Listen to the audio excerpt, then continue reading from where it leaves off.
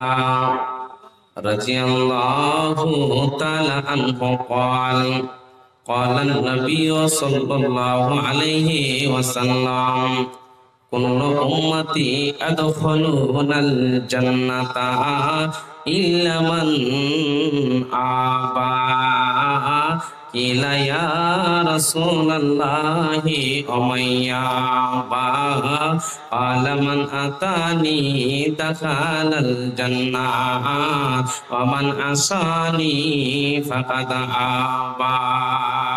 হযরত আবু হুরায়রা থেকে হাদিসটি বর্ণিত। বন্ধুরা আমার, বিশ্বনবী বলেছেন, আমার যত উম্মতিরা আছে রে,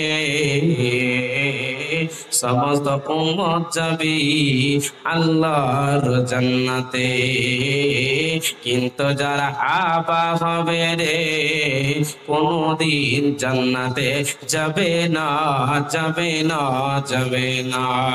সাহাবীরা অনেক সাহাবীরা কোরআন হাদিসকে বুঝতেন, কিন্তু অনেকজন কিন্তু আরবি শব্দ বুঝতে পারলেন না। আর আবা হচ্ছে আরবিক, তারা অনেকজন বুঝতে পারলো না।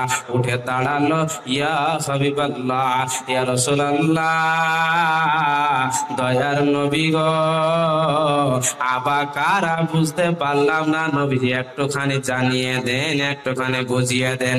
দয়ার নবী বললেন, সাহাবীরা রে, তোমরা শুনে নাও, তোমরা শুনে নাও, আবা কারা জেনে নাও, তোমরা ভালো করে বুঝে নাও।